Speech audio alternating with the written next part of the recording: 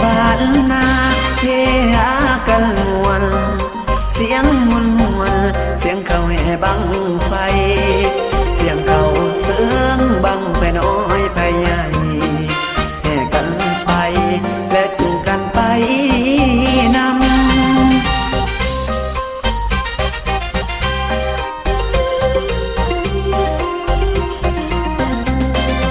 น้องกับอา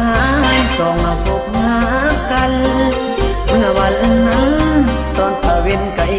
คำแม่เนื้อทองจูงแขนน้องไปนำตอนไกลคำก็ส่งถึงจุดบังไฟไปใส่ลาไว้ควันตาตาดีเน่ไอ้หนักน้ำละน้อแท้แท้แท้โอ้ยแท้แท้แท้แท้ที่นำน้องส่งยมเลือน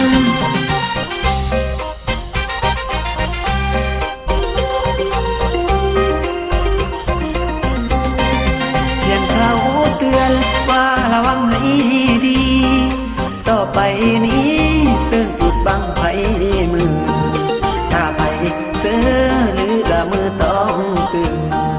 เสียงมันขึ้นปานเครื่องบินอายคน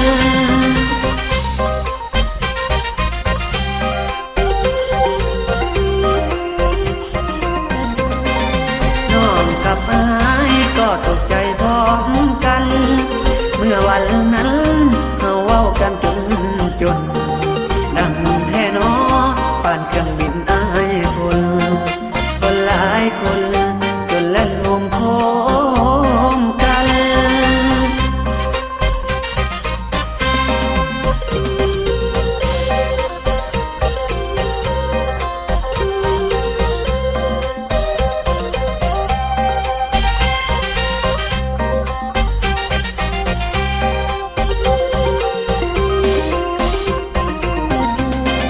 เสียงเขาเตือนว่าระวังให้ดีต่อไปนี้ซึ่งจุดบังไฟมือถ้าไปเสือหรือละมือต้องตื่นเสียงมันขึ้นปานเครื่องบินอายคน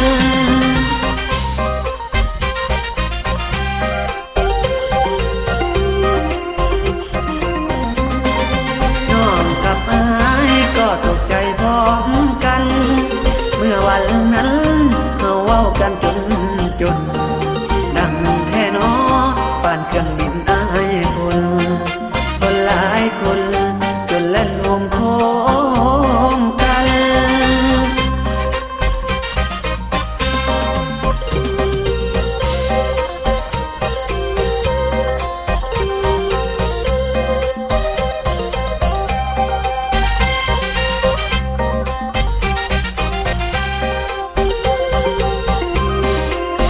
น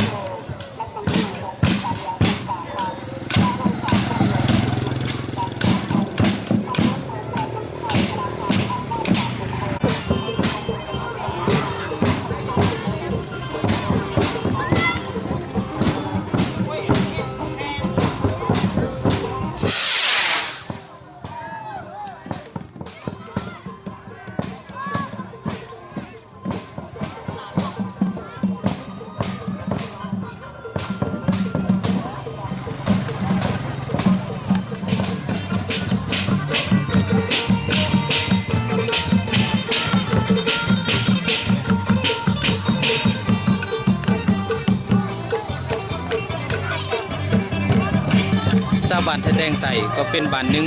ที่นอนอยู่ในเมืองแสดงแขวงเซกองของพวกเฮาและพื้นฐานยุดหลักๆแล้วประชาชนในบ้านแสดงไต่เฮาส่วนใหญ่แม่นเป็นเผ่าซวย แต่ปัจจุบันนี้แล้วเผ่าซวยนี่เหลือเพียงแต่บรรดาพ่อแม่พี่ๆน้องๆเฮาเฒ่าแก่แต่พวกเฮาก็ยังบ่ลงลืมเฮ็ดของประเพณีที่พวกเฮาเคยเฮ็ดบุญบั้งไฟตามประเพณีหรือว่า3ปีเฮ็ด3ปีพักสำหรับมื้อนี้พวกเฮามีความหมายความสำคัญที่สุดโดยเฉพาะแม่นออกใหม่7ค่ำกองกับวันที่27เดือน5พุทธศักราช2012เฒ่าแก่พ่อแม่พี่น้องเฮาทุกๆคนได้พบเที่ยงกันได้เอาใจใส่ในการเฮ็ดบุญบั้งไฟปีนี้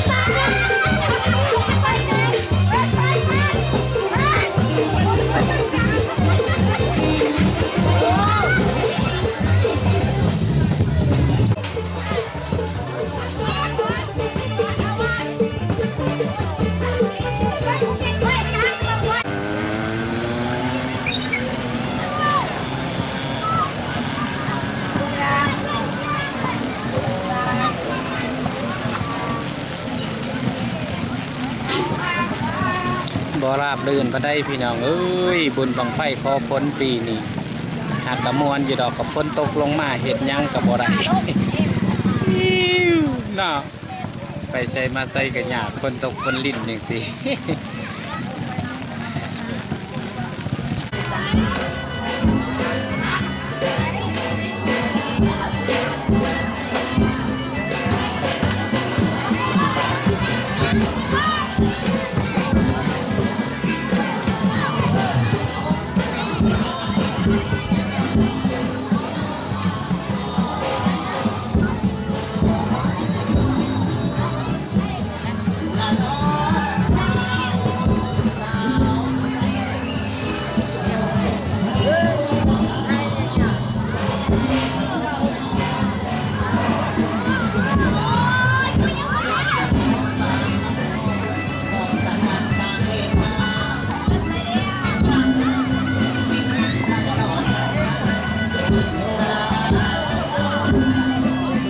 พี่น้องเฮา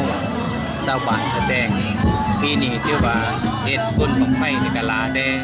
อิงใส่ธรรมศาสตร์บ้านเฮาโดยเฉพาะกับเป็นเปียกการงานยังบ่ทันอุดมสมบูรณ์เทื่อโดยเฉพาะแม่นการสร้างสรรค์พัฒนาประเทศชาติในหมู่บ้านตะแดงเฮานี่เป็นต้นแม่นการปลูกกาแฟก็เป็นหลักๆของพี่น้องๆเฮาอันนี้แม่นหมู่บ้านตะแดงไตครอบครัวอยู่ในบ้านตะแดงไตเฮานี่มีทั้งหมดอยู่200กว่าครอบครัวโดยเฉพาะกันเป็นชนเผ่าสวยหลักๆแล้วคันสิว่ามีแต่พ่อแต่แม่มันเป็นสวยหลักๆอันนี้เฮ็ดสะท้อนถึงความสมานสามัคคีของบรรดาพี่ๆน้องๆเฮาถึงอย่างไรก็แล้วแต่ทำบ่สวยกับเพียงแต่บรรพบุรุษหรือว่าปู่ย่าตายายของเฮาเองเนาะปัจจุบันนี่ส่วนลงหลายแล้วก็มีส่วนลงหลายก็ส่วนช่วยนี่ก็ยังน้อยและส่วนหลายก็เป็นเล่าลุ่มเฮาจุดหลักๆแล้วกระทั่งอย่างไรก็ตามแต่เฮาก็ยังบ่ลืมฮีต12ของ14ฮีตนี้ของเกียงโดยเฉพาะเป็นฮีตประเพณีของเฮาเป็นต้นแม่นเฮ็ดบุญบั้งไฟตามประเพณีเฮ็ด3ปีและก็3ปีบ่าเนาะอันนี้3ปีซ้อน3ปีบ่าก้าวเข้าใส่สู่ในการพัฒนาทุกสิ่งทุกอย่างแล้วก็อิงใส่หมดทุกสิ่งทุกอย่างบรรดาพ่อแม่พี่น้องเฮาทุกๆคณะเนาะได้พร้อมพากันเอาใจใส่มื้อนี้เป็นมื้อออกใหม่7ค่ำตรงกับวันที่27เดือน5ปี2012ทุกภาคส่วนเฒ่าแก่น้อยใหญ่พร้อมเพียงเฮียงหน้ากันตัดสินใจเฮ็ดบุญบั้งไฟขึ้นอีกเพื่อความอุดมสมบูรณ์เพื่อความหังความมีความสมานสามัคคีของบรรดาพี่ๆน้องๆเฮาชาวบ้านตะแดง เ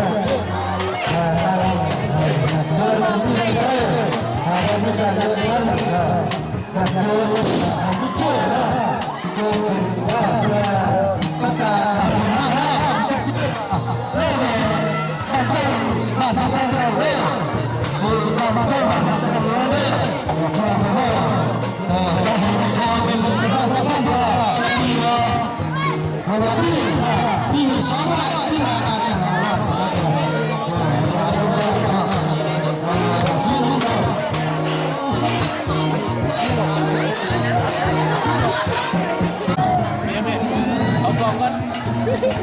ว่า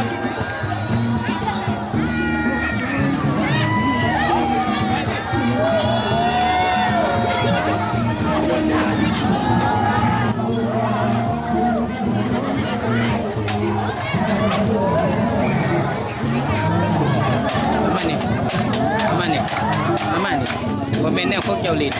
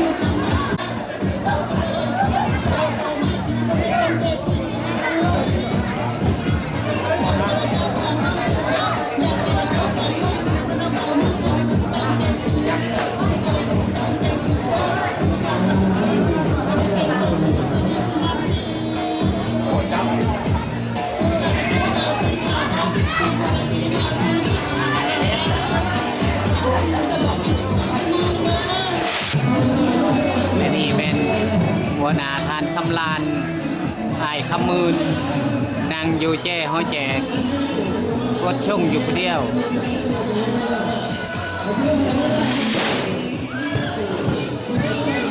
งานบังไฟปีนี้เพิ่นบ่ลงเพราะว่าสุขภาพเพิ่นบ่เอาให้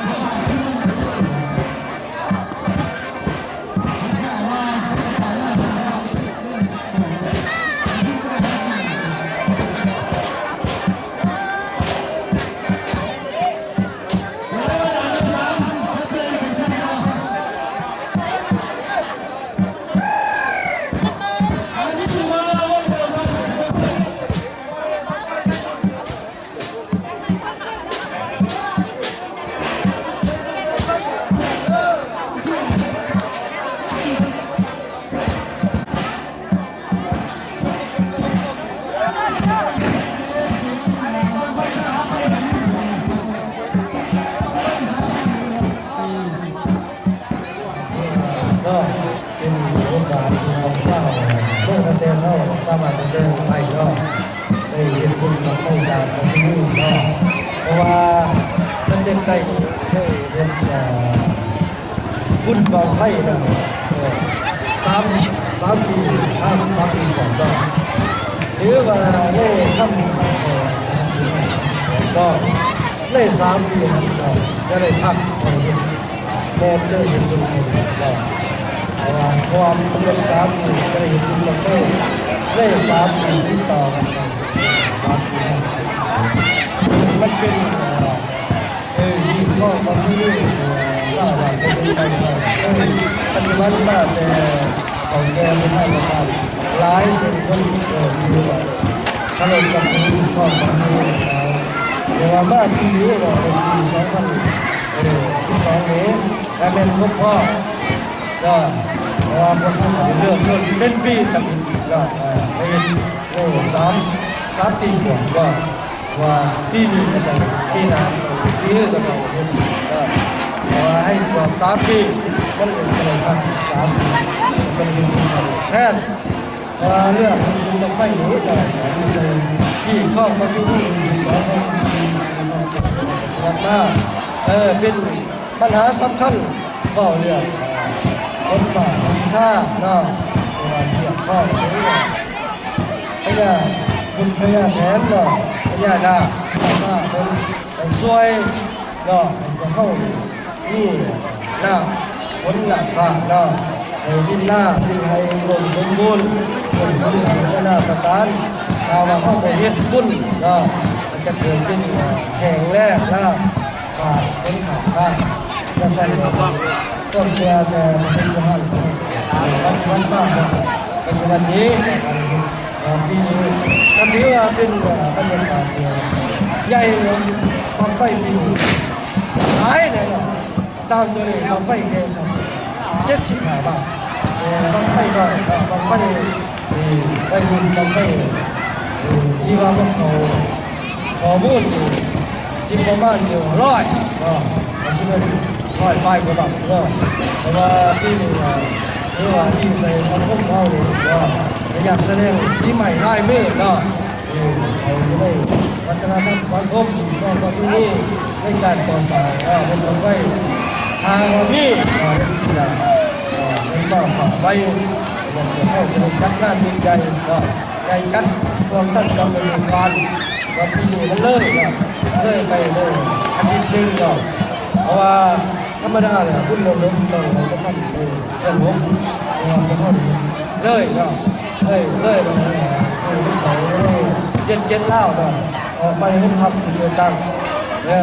เย็นทำหมู่อยู่แต่ทำก็เป็นหมู่ทำก็คือจะสั่งเลยแต่ว่าก็ยังอยู่ใน82ก็เลยใช้พวกแบบตะดับเขารับงานมากแต่คนจะเล่นไปรถไปละก็ไปพ่อคนที่มาสุดที่พ่อตามต่อยแม่ใจสิ่งสารพ่อคือทำว่าเขาเคยปฏิบัติบ้างผู้สังฆสายยาสังฆสีตะการเล่นแค่นั้นแต่สั้นนี่เป็นบรรยากาศที่ยิ่งใหญ่ไม่สารเลยเนาะที่เราคือได้เราส่ง4-5 หมู่บ้านเป็นสมานหนาแดนพอสมควรเนาะแล้วล่างมาเต็มเนาะควันเลยควันยากอ่ะถือว่าไรกว่าก็ชัววัดทัดแจ้งใจนะสัตว์ที่ใส่บรรยากาศดีกว่าคนอื่นก็แจ่มใสนี่คนดินมาเที่ยวก็แต่ก็มาวนมาซื้อที่เราโอเคจบ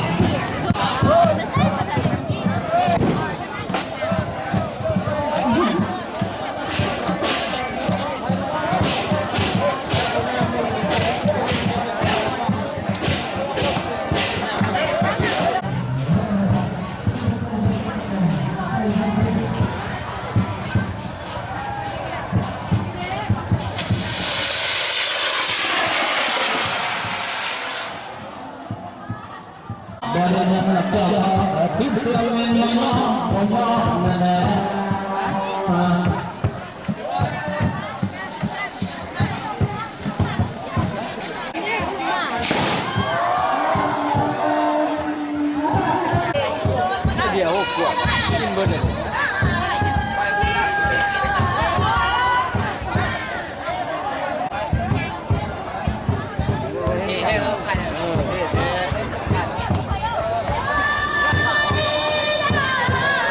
ขึ้นวันนั้นเราไปถามลุงกิโล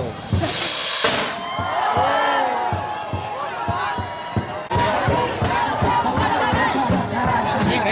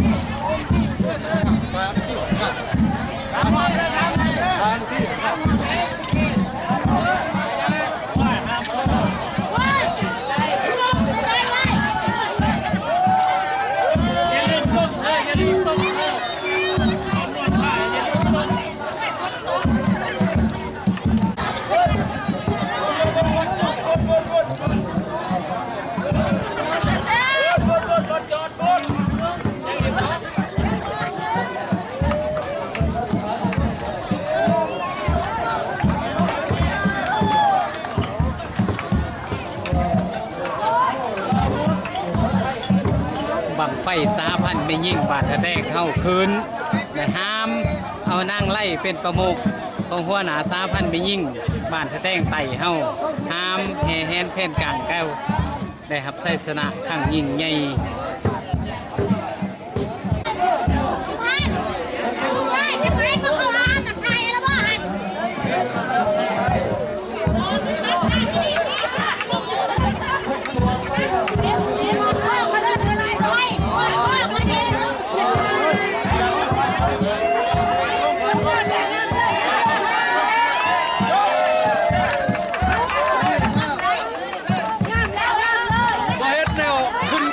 บ่ขึ้นก็ลงตบบ้าได้เนาะ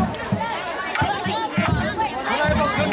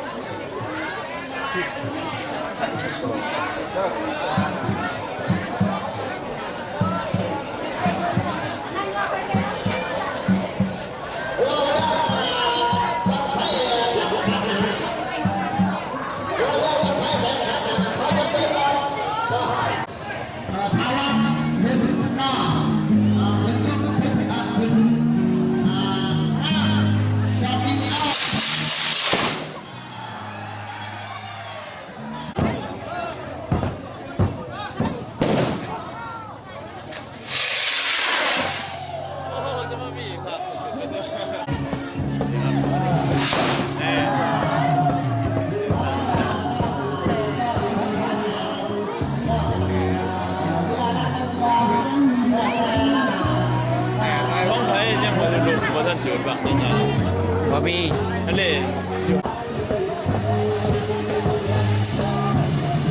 เล่นเปิด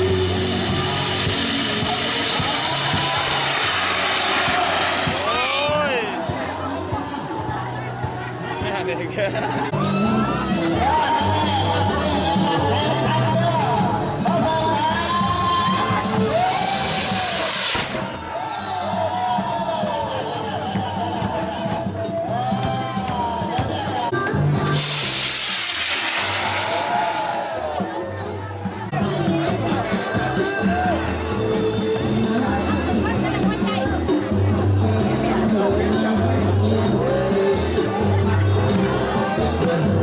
ไม่ได้เห็นมาบ่ฮะ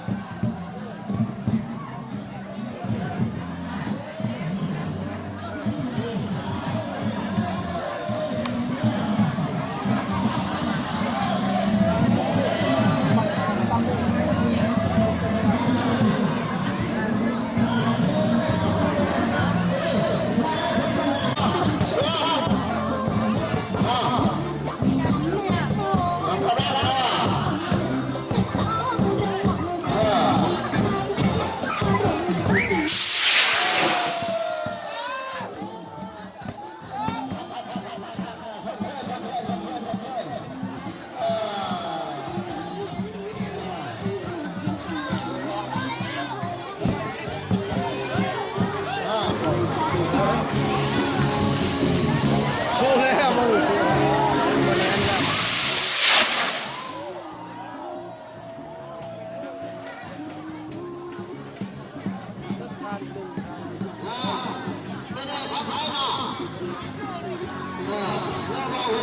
Hãy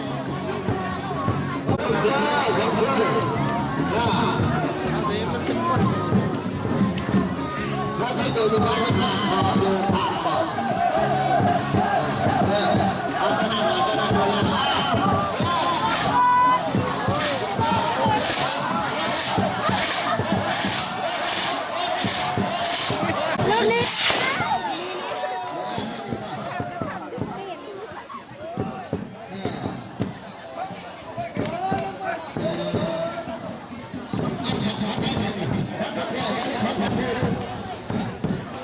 để không bỏ lỡ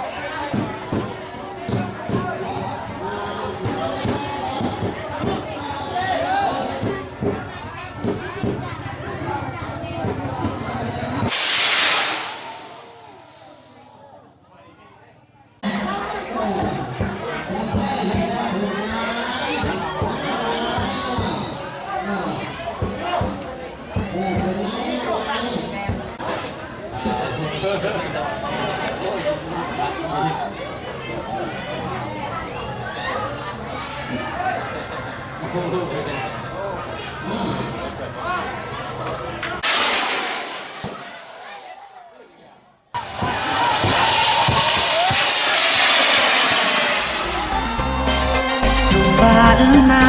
เฮฮากันมวนเสียงมวนมวนเสียงเขาแห่บังไฟเสียงเขาเสืองบังไปน้อ